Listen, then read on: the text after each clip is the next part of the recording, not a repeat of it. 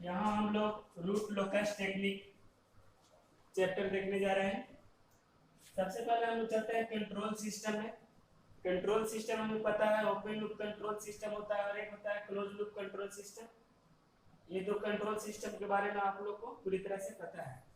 Open loop control system कहने का मतलब जिसमें फीडबैक सिस्टम अवेलेबल नहीं होता है वो होता है ओपन लूप कंट्रोल सिस्टम, और जिसमें फीडबैक सिस्टम अवेलेबल होता है उसे कहते हैं क्लोज लूप कंट्रोल सिस्टम। जो रूट लोकस टेक्निक है वो प्लॉट है, यानी ग्राफ है किसका, रूट लोकस ऑफ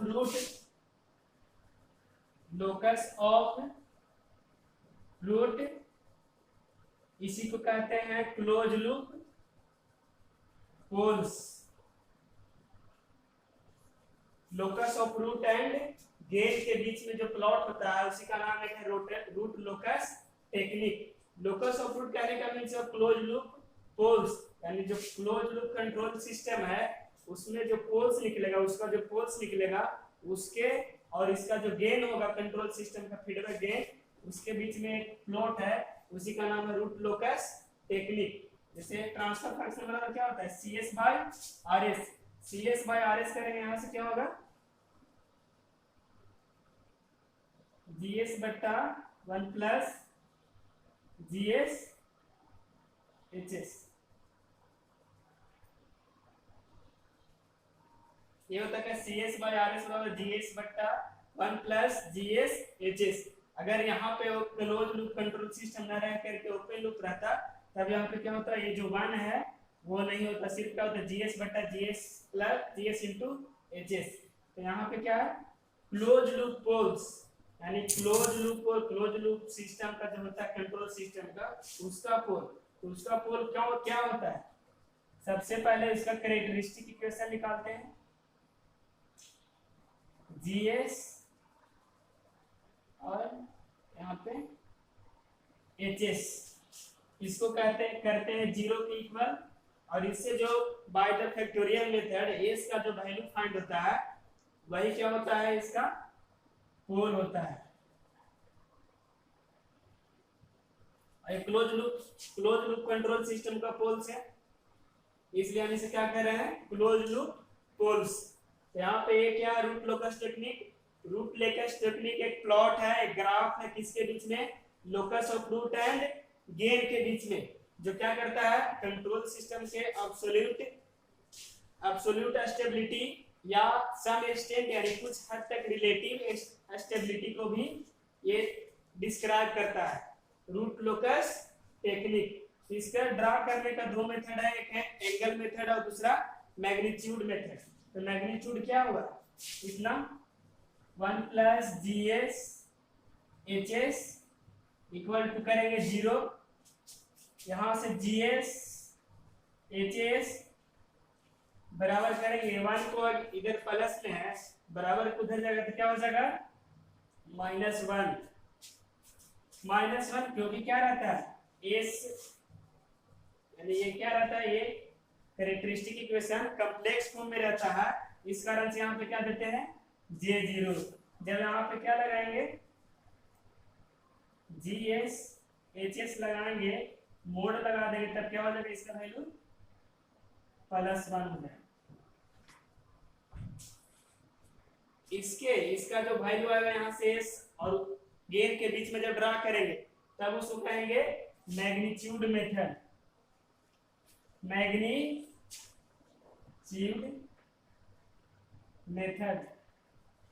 एक होता है एंगल मेथड, यानी एंगल मेथड होता है किसको, रूट लोकस टेक्निक, यानी रूट लोकस प्लॉट को ड्रा करने में।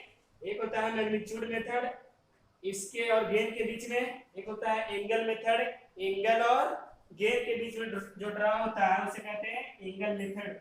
इसमें क्या होता है, एंगल निकालते हैं किसका, GS HS, कितना बराबर फॉर्मूला होता है, ±180 डिग्री 2m + 1, ये होता है एंगल बराबर। एंगल यहाँ से फाइंड हो जाएगा और गेन हमें मालूम रहेगा पहले से, तो क्या हो जाएगा, जो एंगल निकला वो और जो गेन निकला वो दोनों के बीच में हम प्लॉटिंग करेंगे, जो ग्राफ प्लॉट होगा वही क्या होगा, एंगल मेथड के द्वारा क्या होगा, root locus plot, root locus technique, यानी रूट लोकस टेक्निक के अंतर्गत हम लोग क्या करते हैं, प्लॉट करते हैं किसके बीच में, locus of root and gain के बीच में एक ग्राफ प्लॉट करते हैं। वो ग्राफ क्या देता है, कंट्रोल सिस्टम का एब्सोल्यूट स्टेबिलिटी, यानी कि अपने आप में ये कितना स्टेबल है ये देता है, और कुछ हद तक ये भी देता है कि दूसरे के कंपेयर में, यानी दूसरे एक कंट्रोल सिस्टम दूसरे कंट्रोल सिस्टम कंपेयर में कितना स्टेबल है, इसकी भी जानकारी कौन देता है, रूट लोकस टेक्निक। इसका दो मेथड है, मैग्नीट्यूड मेथड और दूसरा एंगल मेथड। मैग्नीट्यूड कैसे फाइंड करते हैं, इस प्रकार से फाइंड करते हैं, कैरेक्टरिस्टिक इक्वेशन इसी को कहते हैं, जब इसके डिनोमिनेटर को जीरो के इक्विवेलेंट करते हैं तो जो इक्वेशन फाइंड होता है उसे कहते हैं कैरेक्टरिस्टिक इक्वेशन। तो इस अनुसार से यहाँ पे करेंगे तो क्या होगा, मैग्नीट्यूड जितना आएगा और गेन का वैल्यू दिया रहेगा। जब दोनों के बीच में ग्राफ ड्रा करेंगे तो वो किसके मेथड से, मैग्नीट्यूड मेथड। और दूसरा होता है एंगल मेथड। एंगल किससे फाइंड करेंगे, 180 2m + 1, जहां पे m का वैल्यू क्या होता है 0 1 2 3 etc, जितना हम लेना चाहे उतना हम ले सकते हैं। इस प्रकार से दो मेथड से हम क्या ड्रा करते हैं, रूट लोकस प्लॉट। और ये ड्रा करने का टेक्निक क्या कहलाता है, root locus technique.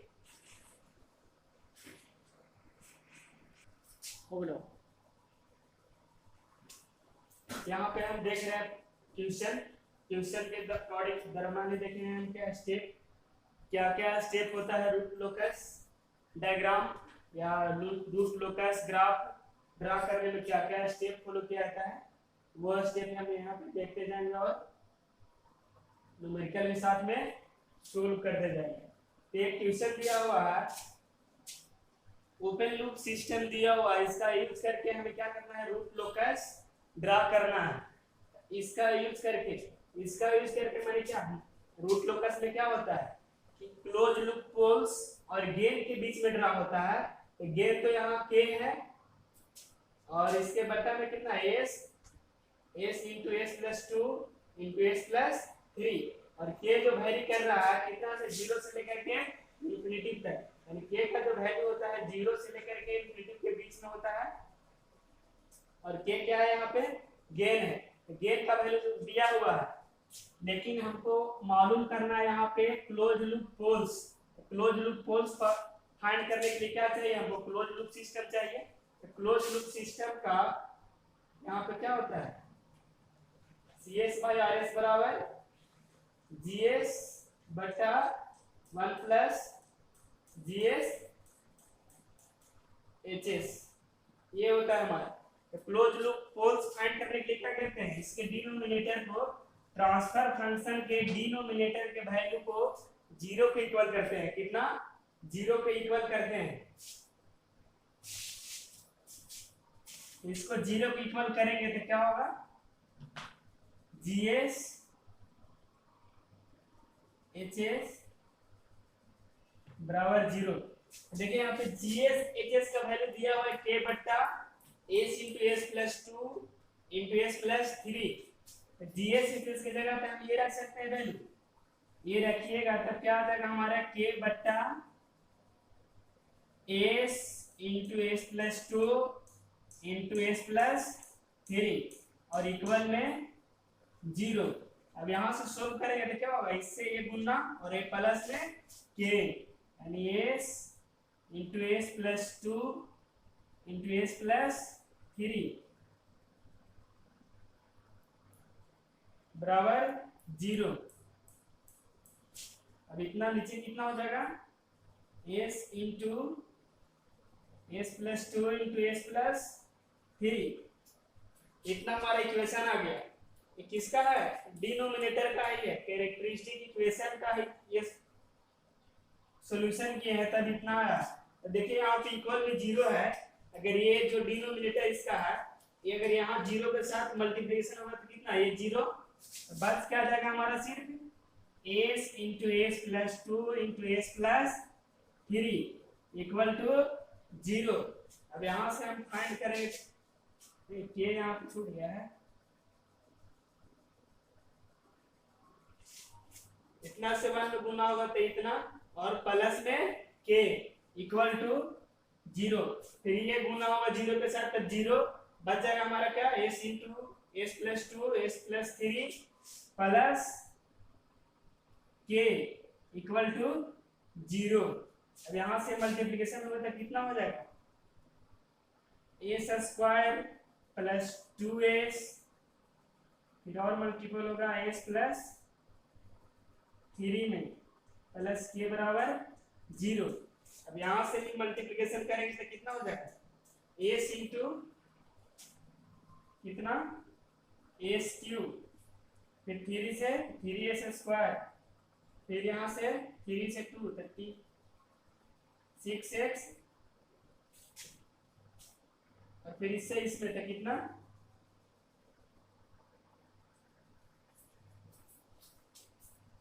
s cube 2s square ही होगा यहाँ पे 3 से इंटू होगा तो 3 से s स्क्वायर,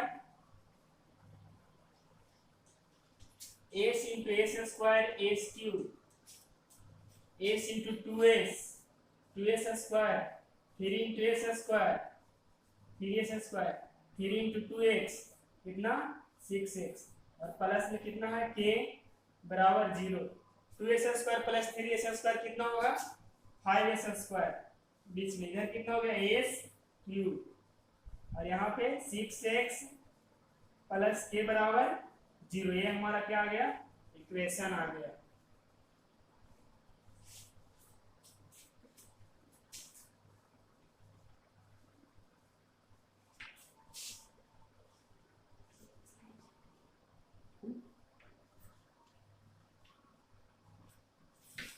हमारा इक्वेशन कितना आया है, s cube plus 5s square plus 6x plus k बराबर 0। यहां से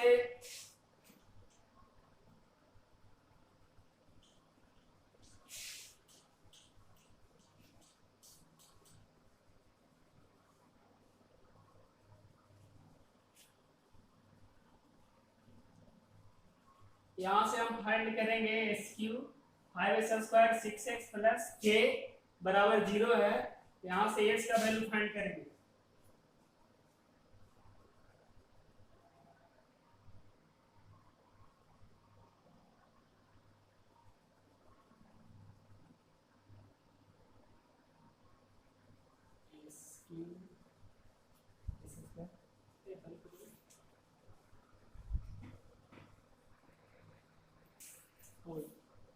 यहाँ हमारा इक्वेशन आ गया, इसको सोल्व करने से यानी क्लोज लूप सिस्टम में इसको कन्वर्ट कर दिए।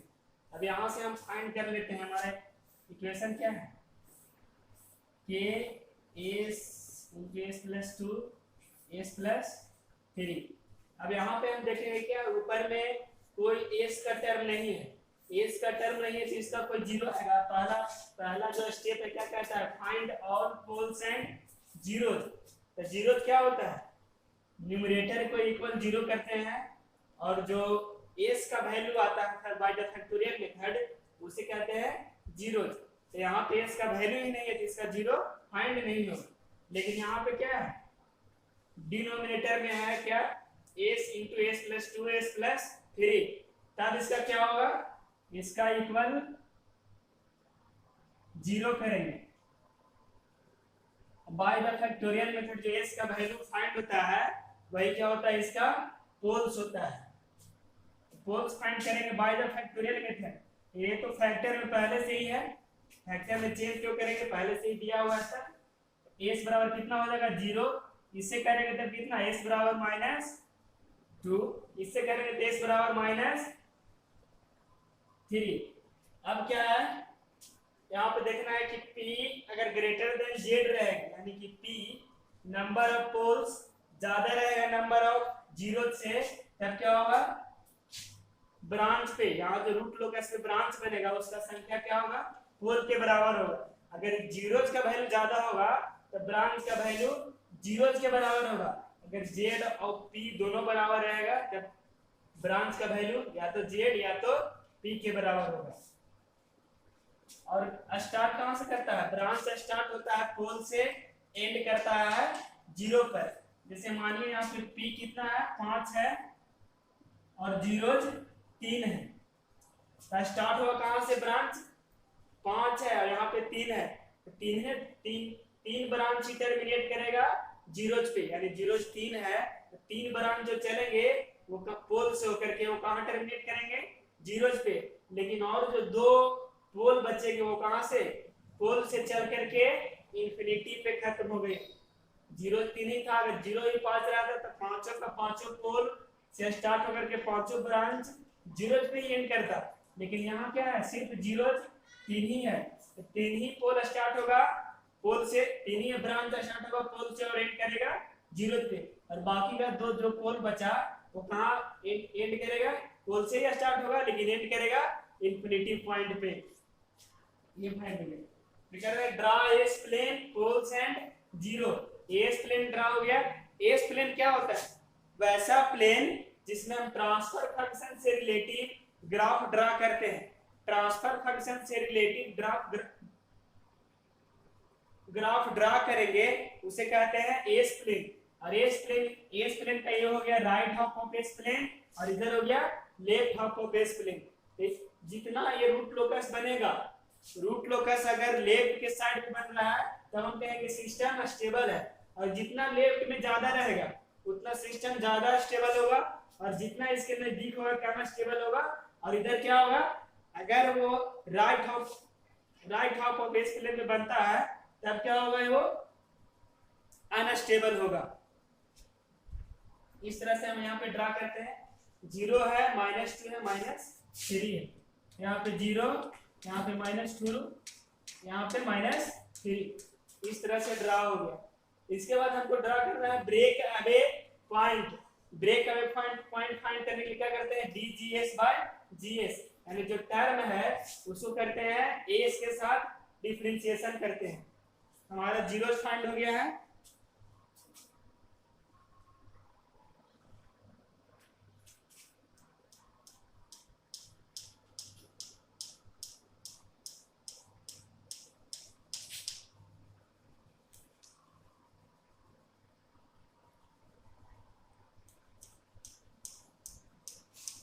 तीन पोल हमारा फाइंड है -3 -2 और 0। 3 पोल, 0 इससे एक भी नहीं है क्योंकि क्या था यहाँ पे न्यूमरेटर के साथ एस फैक्टर है था ही नहीं, इस कारण से जीरोज का value none of this, none यानी कुछ नहीं है, एक भी नहीं। लेकिन यहाँ पे डिनोमिनेटर में था एस 3 फैक्टर है तो कितना आएगा 3 पोल आएगा। उसके बाद ब्रेक अवे पॉइंट ड्रा करना है। तो ब्रेक अवे पॉइंट क्या होता है DGS by DS। DGS by GS करेंगे तो यहां से क्या हो जाएगा DGS बाय DS। GS हमारा कितना दिया हुआ है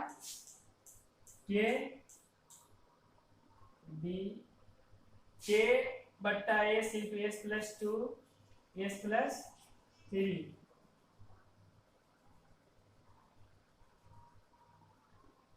और DS। ये क्या है U बट्टा V का डिफरेंशिएशन है। U बट्टा V का डिफरेंशिएशन क्या होता है V du by dt minus U dv by dt by V square. यहाँ पे ब्रेक अवे पॉइंट फाइंड करना है तो इसका डिफरेंशिएशन करके वैल्यू को हम क्या करेंगे 0 के इक्वल करेंगे, तब क्या कौन सा पॉइंट फाइंड होगा ब्रेक अवे पॉइंट। यहां से कीजिए क्या हो जाएगा, यहां से इसको मल्टीप्लिकेशन करने से कितना आया हमारा value v du by dt minus u dv by dt बट्टा v स्क्वायर। ये करेंगे तो हमारा क्या आ जाएगा v यहाँ पे क्या है s into S plus 2 into S plus 3 du by dt, यानी कहने का मतलब k का, तो k में तो s टर्म है ही नहीं तो k का डिफरेंशिएशन k ही रहेगा। उसके बाद माइनस u, इसका डिफरेंशिएशन करेंगे तो डिफरेंशिएशन करने से क्या होगा इसको अगर हम मल्टीप्लिकेशन करेंगे तो हमारा इतना टर्म आएगा, ये 3 टर्म ये 3 टर्म आएगा। एस क्यू का क्या होता है, S Q plus 5x² plus 6x, इसका डिफरेंशिएशन करेंगे तो क्या हो जाएगा यहाँ पे 3s² क्या होता है n इंटू, और ये पावर क्या होता है n-1 हो जाता है। एस का पावर कितना है 3 है, तो 3 यहाँ पे आएगा, और पावर कितना n-1, 3 - 1 कितना हो जाएगा 2। उसके बाद कितना है 5s², तो 2 कहाँ आएगा मल्टीपल में आएगा, तो n 5 पहले से और 2 आएगा मल्टीपल में, तो कितना हो जाएगा 10। और s², s का पावर 2 है, -1 होगा तो कितना हो जाएगा 10s। और यहाँ पे क्या होगा पावर में 1 है, पावर में 1 है तो कितना यहाँ पे 1 मल्टीपल में आएगा 6 के साथ, तो 6, और s का क्या होगा पावर घट जाएगा, यानी कि 1 से 0 हो जाएगा। तो ये किसी भी नंबर का पावर 0 वैल्यू कितना होता है 1 होता है। और इस तरह से हमारा नीचे क्या हो गया v का स्क्वायर, तो v क्या है हमारा s into S plus 2 into S plus 3 का होल स्क्वायर। अब हमें ब्रेक का पॉइंट निकालना है, तो वैल्यू इक्वल के 0 के इक्वल। अब ये जो यहाँ पे है डिवाइड में है, अगर इक्वल उधर जाएगा तो किस में होगा मल्टीप्लाई में, तो मल्टीप्लाई 0 के साथ किसी भी नंबर का मल्टीप्लिकेशन कितना 0।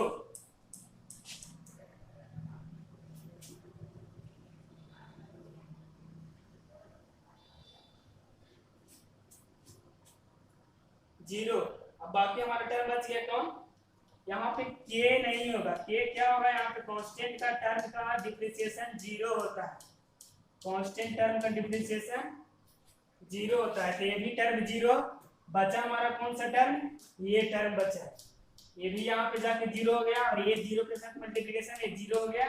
बच क्या गया हमारा सिर्फ बचा -k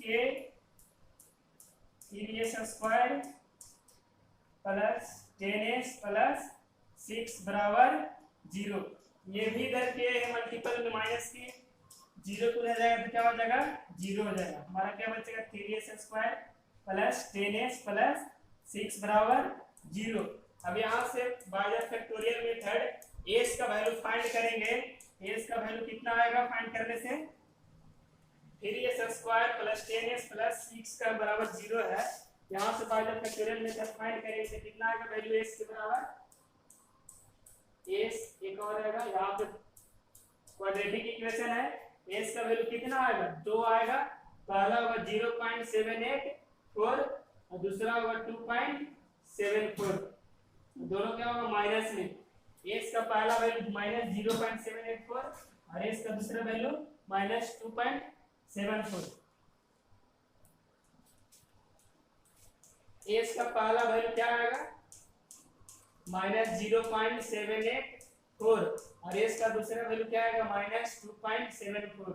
ये वैल्यू इनवैलिड होगा, और इनवैलिड क्या होगा हम यहाँ पे देखेंगे जब इंटरसेक्शन पॉइंट फाइंड करेंगे तब। इंटरसेक्शन पॉइंट यहाँ पे ब्रेक अवे पॉइंट फाइंड करके, यानी कि ये क्या हो गया इनवैलिड और ये क्या हो गया वैलिड 0.784, वो भी किसमें माइनस में, तो माइनस किधर होगा left half of S plane में या right half of S plane में, तो क्या होता है माइनस टर्म इधर होता है, रियल एक्सिस पे माइनस टर्म क्या होता है left half of S plane में होता है। इस कारण से ब्रेक अवे पॉइंट जो एस का वैल्यू आया कितना -0.784, यानी क्या होगा इसके कुछ -1 के कुछ पहले होगा, यानी कि यहाँ पे होगा कितना ब्रेक अवे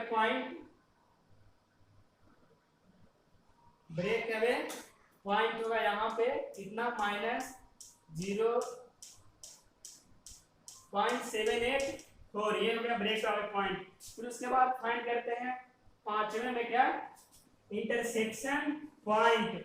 इंटरसेक्शन पॉइंट बराबर फॉर्मूला क्या होता है sigma p minus sigma z बटा p माइनस z होता है। इतना करेंगे तो क्या होगा p यानी कि जितना पोल है उसका समेशन माइनस j यानी कि 0 जितना है उसका समेशन बटा p माइनस जेड, कितना पोल का समेशन क्या होगा -3 और -2 +1, तो -3 और -2 कितना -5 और +1, तो कितना हो जाएगा -5, और यहाँ पे 0 है ही नहीं है तो कितना होगा 0 होगा, और यहाँ कितना होगा -5, यानी p कितना है, कितना नंबर है 1 2 3, और ये क्या है 0, यहाँ पे क्या आएगा -5/3। अब इसको हम डिवाइड देंगे 3 से, क्या आएगा माइनस में आएगा 1.667, ये आ गया हमारा इंटरसेक्शन पॉइंट। इंटरसेक्शन पॉइंट कहाँ पे, रियल पे, जहां पे हमारा क्या होगा draw, angle of asymptotes, angle of asymptote draw होता है किस पे, इंटरसेक्शन पॉइंट पे। इंटरसेक्शन पॉइंट हमारा कितना आ गया 1.667, कहने का मतलब 2 के नियर में हमारा क्या आ गया -1.667 हो गया, ये हो गया इंटरसेक्शन पॉइंट। उसके बाद हम एंगल ऑफ एसिम्प्टोट्स फाइंड करते हैं। एंगल ऑफ एसिम्प्टोट्स का फार्मूला क्या होता है 2m + 1 × 180 और p - z, इतना फार्मूला होता है एंगल ऑफ एसिम्प्टोट फाइंड करने का, जहां पे n का वैल्यू क्या होता है 0 1 2 3, जितना हम ले सकते हैं उतना, कोई भी इंटीजर 0 से 1 2 3, तो इस तरह से फाइंड करते हैं। यहाँ पे देखिए फर्स्ट हम ड्रा करेंगे, फर्स्ट एंगल फाइंड करेंगे तो क्या होगा, एंगल को फाई से इंडिकेट करते हैं, m बराबर सबसे पहले 0 रखेंगे, तो 0 रखेंगे तो कितना हो जाएगा 2 × 0 0 + 1 और 180, ब्रेक अवे पॉइंट हमारा फाइंड हो गया है।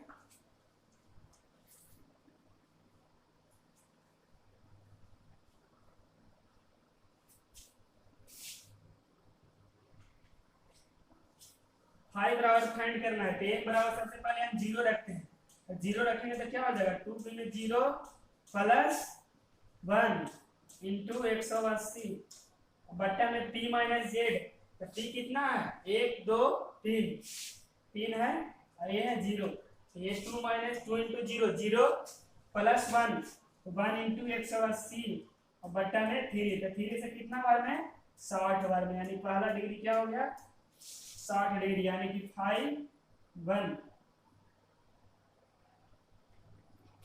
करते हैं, क्योंकि 0 रखने से आ रहा है वैल्यू कितना 60। अब 5 यहाँ से फाइंड करेंगे तो 2 × m के जगह पे हम रख रहे हैं 1, 2 × 1 2 + 1 3 × 180, और यहाँ पे आएगा क्या 3 - 0 3, 3 से 3 खत्म, बचेगा क्या यहाँ पे 180। फिर यहाँ से 5 फाइंड करेंगे तो कितना होगा 2 रखेंगे m बराबर वैल्यू 2 × 2 4 और 4 + 1 5 5 × 180, तो 5 × 180 बट्टा कि कितना है 1 2 3, जे कितना है 0 है, 3 - 0 कितना 3 से फाइंड होगा तो कितना 60 से 60 बचे 300 डिग्री आ गया, कितना आ गया 300 डिग्री। 3 एंगल फाइंड हो गया, ज्यादा 3 एंगल 4 करना चाहते हैं तो 4 ही फाइंड कर सकते हैं, 4 यहाँ पे रखेंगे, 5वां फाइंड करना चाहते हैं तो क्या होगा 5 यहाँ पे रखेंगे। इस प्रकार से हम एंगल ऑफ एसिम्प्टोट्स फाइंड करते हैं। 3 हमारा पे एंगल ऑफ एसिम्प्टोट्स आया 60 डिग्री 180 डिग्री और 300 डिग्री। अब यहाँ पे हम फाइंड करते हैं क्या, ये एंगल ऑफ एसिम्प्टोट्स ड्रा कहाँ पे होता है, एंगल ऑफ इंटरसेक्शन पे। एंगल ऑफ इंटरसेक्शन पे ड्रा करेंगे तो कहाँ से, यहाँ 60 डिग्री ड्रा होगा, कहाँ पे यहाँ पे होगा, किधर जाएगा लाइन इधर जाएगा, और दूसरा क्या है 180 डिग्री, 180 डिग्री यहाँ से ड्रा करेंगे तो क्या होगा यहाँ होगा सीधे, यानी कि इसी पे हमारा क्या करेगा रन करेगा दूसरा लाइन दूसरा ब्रांच, और क्या होगा 5 बराबर 300 डिग्री, तो 5 बराबर 300 डिग्री कहने का मतलब किधर होगा इधर होगा, जनरली 80 डिग्री छोड़ करके।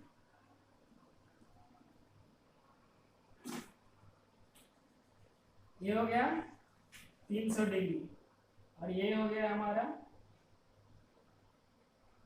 60 डिग्री और यहाँ से यहाँ तक हो गया हमारा 180 डिग्री। तीनों एंगल ऑफ एसिम्प्टोट्स ड्रा कर दिए हैं। कहाँ पे? एंगल ऑफ इंटरसेक्शन पे। हमारा जो एंगल ड्रा होता है किस पे? एसिम्प्टोट्स।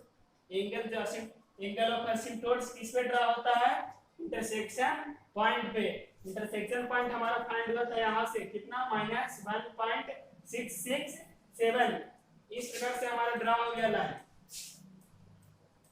ब्रांच हमारा ड्रा हो गया। तीनों एंगल ऑफ एसिम्प्टोट से हम ड्रा कर दिए ब्रांच पे। अब दूसरा पॉइंट यहाँ पे क्या दिया है? Break away point. Break away point हमारा फाइंड है, इसका यूज होता है आगे देखिए कहाँ पे होता है। फिर उसके बाद फाइंड करना है intersection point on imaginary axis.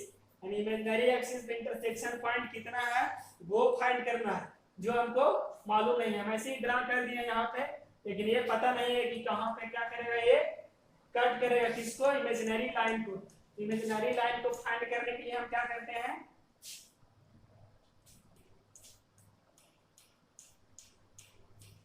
ये सब पॉइंट हमारा फाइंड हो गया है।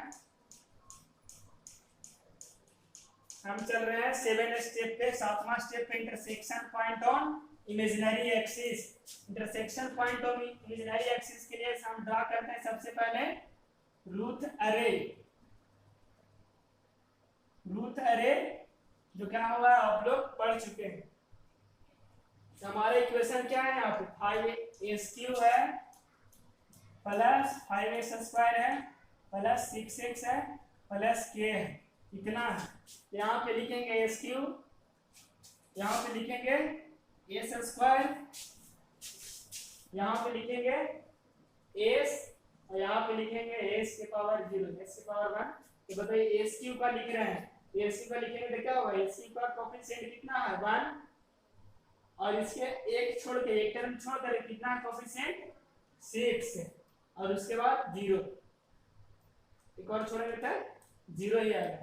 फिर यहाँ पे भी चलना है, तो इसका पहला टर्म कितना है? 5 और इसका एक छोड़कर कितना है? k। और फिर यहाँ पे क्या होगा? 0 होगा। अब यहाँ पे s1 के सामने लिखना है हमको। s1 के सामने क्या होगा? 6 × 5 यानी कि 30। s³ के सामने हम क्या लिखेंगे? इसका कोफिशिएंट, फिर एक टर्म छोड़ करके इसका कोफिशिएंट, फिर एक टर्म छोड़ कर इसका कोफिशिएंट 1 6 0। फिर यहाँ पे भी लिखेंगे इसका कोफिशिएंट, एक टर्म छोड़ करके इसका कोफिशिएंट, ये तो कोफिशिएंट ही है। फिर चलेंगे और आगे का, और आगे तो कुछ है नहीं, 0 ही होगा।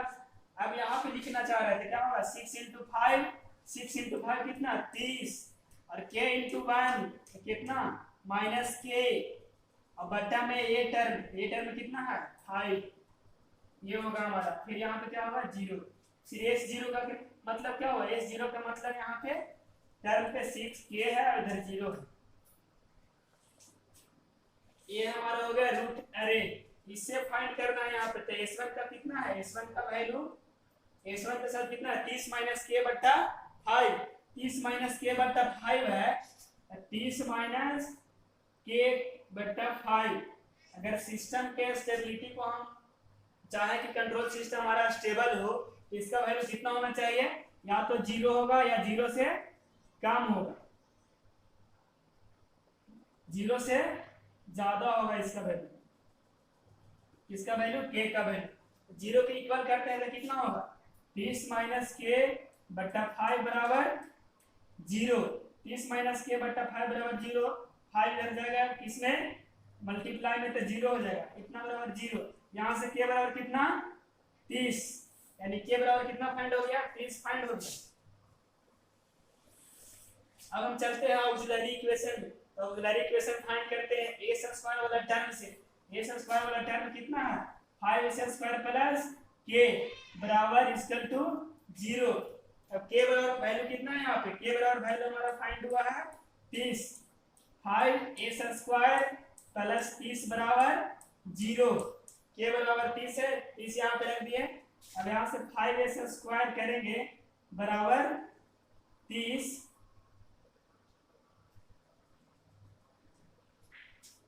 अब 30 किसमें होगा? इधर जहाँ प्लस में इक्वल उधर जाएगा तो क्या हो जाएगा? माइनस में। 5s² बराबर -30 ए 5 से कटेगा कितने बार में, -6 बार में। ए स्क्वायर बराबर हमारा टर्म कितना है, -6। ए बराबर करेंगे तो क्या होगा, रूट अंडर -6। इसका वैल्यू फाइंड करेंगे तो कितना होगा, -1.2.449 आएगा अप्रोक्सीमेट। अंडर रूट -6 का वैल्यू आएगा -2.449 आएगा अप्रोक्सीमेट। इतना वैल्यू आएगा, इतना वैल्यू आएगा, यानी नहीं, रूट अंडर का वैल्यू क्या होता है, प्लस और माइनस दोनों में होता है। तो प्लस माइनस दोनों में होता है तो क्या होगा, एक वैल्यू 2.449 और दूसरा वैल्यू प्लस 2.449। 2.449 को हम अप्रोक्सीमेट 5 के 2.5 के अप्रोक्सीमेट मान सकते हैं। यानी यहाँ पे क्या होगा 2.5 और यहाँ पे 2.5, इस प्रकार से। अब हमारा हो गया क्या, यहाँ पे ब्रेक अवे पॉइंट कितना था, 0.784। अब इसी से हम क्या ड्रा करेंगे, एसिम्पटोट्स। एसिम्पटोट्स ड्रा करें। एसिम्पटोट्स क्या होता है, एसिम्पटोट्स किसी कर्व का होता है जो क्या होता है, यहाँ पे जीरो के पास क्या होता है, वाइडर डिस्टेंस होता है दोनों के बीच में, और क्या होता है इंफिनिटी के पास जाते जाते दोनों के बीच डिस्टेंस क्या होता है, कमते जाता है। यानी यहाँ से ड्रा करेंगे तो कितना होगा, यहाँ से ड्रा करेंगे तो इस प्रकार से क्या होगा, इस तरह से यहाँ पे मैच कर जाएगा। और यहाँ क्या होगा, इस प्रकार से हमारा क्या हो गया ड्रा, ये हो गया रूट लोकस। यानी किसी एक कर्व था, ब्रांच का कर्व का एसिम्पटोट्स को क्या कहते हैं, रूट लोकस। और रूट लोकस के एसिम्पटोट्स कहते हैं किसको, एसिम्पटोट हम कहते हैं किसी कर्व का वैसा कर्व जो क्या होता है, जीरो के पास वाइडर डिस्टेंस में होता है, और जैसे जैसे इंफिनिटी की ओर बढ़ता है तो क्या होता है, उसके बीच डिस्टेंस कम हो जाता है। इसी को कहते हैं हम एसिम्पटोट्स। और एसिम्पटोट्स ही ड्रा होता है किसमें, रूट लोकस में। यानी रूट लोकस में ड्रा होता है क्या, एसिम्पटोट्स। यही फाइंड करते हैं हम क्या, रूट लोकस। इस प्रकार से हमारा ड्रा क्या हो गया, रूट लोकस डायग्राम। ये हमारा रूट लोकस डायग्राम हो गया।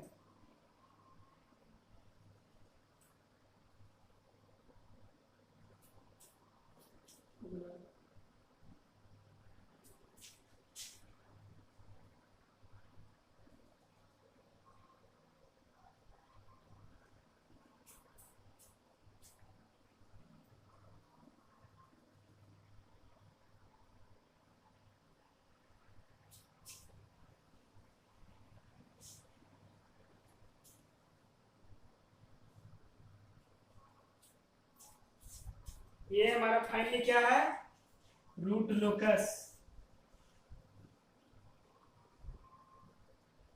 रूट लोकस ड्रा हो गया। सभी स्टेप यहाँ पे मालूम है हमको। फर्स्ट स्टेप क्या था, all zeros and pole find करना था। सेकेंड स्टेप क्या था, नंबर ऑफ ब्रांच फाइंड करना था। नंबर ऑफ ब्रांच कैसे फाइंड होगा, अगर पोल ज्यादा होगा तो पोल के बराबर, जीरो ज्यादा होगा तो जीरो के बराबर, और दोनों अगर बराबर रहेगा तो किसी के भी बराबर हो सकता है। इस प्रकार से हम फाइंड किए थे। ऑल स्टेप यानी 7 स्टेप तक हम चले थे, और हमारा फाइनली क्या ड्रा हो गया, रूट लोकस डायग्राम ड्रा हो गया। इसी प्रकार से और भी क्वेश्चन आएंगे। क्वेश्चन दिया रहेगा क्या कि ओपन लूप ट्रांसफर फंक्शन को यूज करके क्या हमको ड्रा करना है, रूट लोकस ड्रा करना है। तो ओपन लूप दिया हुआ है, ओपन लूप से हम यहाँ पे ड्रा कर लेंगे। पहले निकाल लेंगे, जीरो निकालेंगे इसको इक्वल करके, इसके इक्वल जीरो करके, और पोल निकालेंगे इसको जीरो के इक्वल करके। निकालने के बाद क्या होगा हमारा, इसको क्लोज लूप सिस्टम में चेंज करेंगे। क्लोज लूप सिस्टम में चेंज करने के बाद क्या फाइंड होगा, यहाँ पे ड्रा करेंगे क्या, एस प्लेन। एस प्लेन क्या होता है, किसी भी ट्रांसफर फंक्शन के ग्राफ को ड्रा करने का जो प्लॉट होता है उसे कहते हैं एस प्लेन। एस प्लेन इधर है right half of, left half of S plane, और इधर है right half of S plane. अगर हमारा root locus diagram left half of S plane में लाइज करता है तो क्या होगा, हमारा सिस्टम स्टेबल होगा। और जितना ज्यादा लेफ्ट में होगा उतना ज्यादा हमारा सिस्टम स्टेबल होगा, और जितना ज्यादा उधर होगा उतना ज्यादा क्या होगा, इधर तो क्रॉस करेगा तो क्या हो जाएगा, अनस्टेबल हो जाएगा। यानी right half of S plane अगर लाइज करता है तो कैसा, अनस्टेबल। इधर क्या होगा, जितना इधर से इमेजिनरी लाइन के निकट आएगा उतना मार्जिनली स्टेबल, यानी कि स्टेबिलिटी क्या होता जाएगा, घटते जाएगा धीरे धीरे। इस प्रकार से हमारा क्या ड्रा होता है, और भी सिस्टम, और भी क्या है, रूट लोकस ड्रा कीजिए। ये हमारा सिस्टम दिया जाएगा, के का वैल्यू दिया रहेगा, के क्या है, गेन। रूट लोकस डायग्राम है ही किसके बीच में, रूट लोकस एंड गेन के बीच में। रूट लोकस का है तो क्या, क्लोज लूप पोल, और गेन के बीच में, तो गेन का वैल्यू दिया है 0 से इन्फिनिटी से 0 के बीच, 0 और इन्फिनिटी के बीच में किसका वैल्यू लाई कर रहा है, के का वैल्यू, और यहाँ से पोल निकल ही जा रहा है। पोल और गेन जब फाइंड हो जाएगा तो हम क्या करेंगे, रूट लोकस डायग्राम किसी भी क्वेश्चन का, किसी भी कंट्रोल सिस्टम का फाइंड कर लेंगे। ये हमारा क्या बताता है, एब्सोल्यूट स्टेबिलिटी या रिलेटिव स्टेबिलिटी, दोनों बताता है। एब्सोल्यूट स्टेबिलिटी कहने का मतलब कि ये सिर्फ अपने आप में कितना स्टेबल है, और रिलेटिव स्टेबिलिटी कहने का मतलब कि ये दूसरे कंट्रोल सिस्टम के कंपेयर में कितना स्टेबल है और कितना अनस्टेबल है। ये कौन जानकारी देता है, रूट लोकस टेक्निक।